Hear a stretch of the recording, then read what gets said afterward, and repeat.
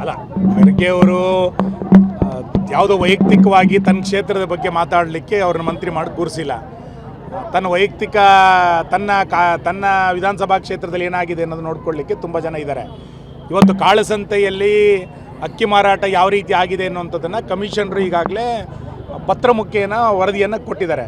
Commissioner secretary ಬರೆದಿರುವಂಥ ಪತ್ರಗಳನ್ನು ಕೆಳ ಹಂತದ ಅಧಿಕಾರಿಗಳು ನೋಡಲೇ ಇಲ್ಲ. ಇಂತಿಷ್ಟೇ ಅಕೌಂಟ್ಗಳಲ್ಲಿ ಅಕ್ರಮವಾಗಿ ಪಡಿತರ ವಿತರಣೆ ಆಗ್ತಾಯಿದೆ ಅನ್ನೋದನ್ನು ಸರ್ಕಾರಿ ದಾಖಲೆಗಳಲ್ಲಿ ಹೇಳಿದರೂ ಕೂಡ ಕ್ರಮಗಳನ್ನು ಇವತ್ತು ತೆಗೆದುಕೊಂಡಿಲ್ಲ. ಯಾವುದೋ ತನ್ನ ಕ್ಷೇತ್ರದಲ್ಲಿ ಆಗಿರೋದ್ರ ಬಗ್ಗೆ ನಾವೇನು ಅದನ್ನು ಸಮರ್ಥನೆ ಮಾಡ್ಕೊಳ್ಳೋದಿಲ್ಲ. ನಮ್ಗೆ ಅದ್ರ ಬಗ್ಗೆ ಪೂರ್ಣ ಮಾಹಿತಿಗಳು ಹೊರಗೆ ಬರಲಿ. ರಾಜ್ಯದಲ್ಲಿ ನಿರ್ಮಾಣ ಆಗಿರುವಂಥ ಬರ ಅಧ್ಯಯನದ ಕುರಿತಂತೆ ಈಗಾಗಲೇ ಪ್ರವಾಸಗಳು ಪ್ರಾರಂಭ ಆಗಿದೆ. ನಾನು ಮತ್ತು ಜ್ಞಾನೇಂದ್ರ ಇರುವಂಥ ತಂಡದ ಪ್ರವಾಸ ನಾಳೆ ನಾವು ಹಾಸನ, ಚಿಕ್ಕಮಗಳೂರು, ಶೃಂಗೇರಿನಲ್ಲಿ ನಾಳೆ ಪ್ರವಾಸವನ್ನು ಮಾಡ್ತಾ ಇದ್ದೀವಿ. ಸೆಂಟ್ರಲಿ ಪತ್ರ ಬರೋದು ಸುಮ್ಮನೆ ಕೂತ್ಕೋತಾರೆ ಅಂತ ಅನಿಸ್ತದೆ ರಾಜ್ಯ ಸರ್ಕಾರ, ಹೇಗೆ? ನೀವು ರಾಜ್ಯ ಸರ್ಕಾರ ಕಳೆದ 3 ವರ್ಷಗಳಲ್ಲಿ ಪ್ರಾಕೃತಿಕ ವಿಕೋಪಕ್ಕೆ ಎಷ್ಟು ಅನುದಾನವನ್ನು ಕೊಟ್ಟಿದೆ?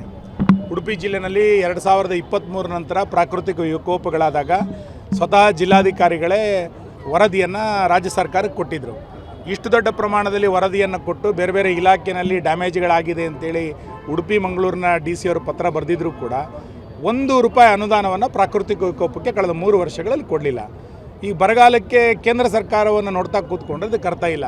ನಿಮಗೆ ಬೆಂಗಳೂರಿನಲ್ಲಿ ಸುರಂಗ ಮಾರ್ಗ ತೋಡಲಿಕ್ಕೆ ದುಡ್ಡು ಬರುತ್ತೆ, ಬಿಡದಿನಲ್ಲಿ ಟೌನ್ಶಿಪ್ ಮಾಡಲಿಕ್ಕೆ ನೀವು ಹಣವನ್ನು ಕ್ರೋಢೀಕರಿಸ್ತೀರಿ. 30,000 ಕೋಟಿ ರೂಪಾಯಿ ವೆಚ್ಚದಲ್ಲಿ ಕಸ ವಿಲೇವಾರಿ ಮಾಡಬೇಕಾದ್ರೆ ನೀವು ಕೇಂದ್ರ ಸರ್ಕಾರ ನೋಡೋದಿಲ್ಲ. ಬರ ಬಂದಾಗ ಕೇಂದ್ರ ಸರ್ಕಾರವನ್ನು ನೋಡ್ತೀರಿ ಅಂತಾದರೆ ಎಲ್ಲಿ ತನಗೆ ಆದಾಯ ಬರುತ್ತೋ ಅದನ್ನು ಕೇಂದ್ರ ಸರ್ಕಾರದ ಕಡೆ ನೋಡದೆ ನೀವೇ ಅದನ್ನು ಭಾಳ ಚೆನ್ನಾಗಿ ಮಾಡಬೇಕು ಅಂತ ಹೊರಡ್ತೀರಿ. ಈಗ ಬರ ಬಂದಾಗ ಕೇಂದ್ರ ಸರ್ಕಾರದ ಕಡೆ ನೋಡ್ತೀರಿ. ಕೇಂದ್ರ ಸರ್ಕಾರ ಏನು ಯಾವತ್ತೂ ಕೈ ಕೊಟ್ಟು ಕೂತ್ಕೊಳ್ಳೋದಿಲ್ಲ. ಯಾವ ರಾಜ್ಯದಲ್ಲಿ ಬರ ಬಂದಿದೆಯೋ ಅಲ್ಲಿಗೆ ಅಧ್ಯಯನ ತಂಡವನ್ನು ಕಳಿಸ್ತಾರೆ. ಮಾನದಂಡಗಳ ಪ್ರಕಾರ ಖಂಡಿತ ಅದಕ್ಕೆ ಅನುದಾನಗಳನ್ನು ಕೇಂದ್ರ ಸರ್ಕಾರ ಕೊಟ್ಟೇ ಕೊಡುತ್ತೆ.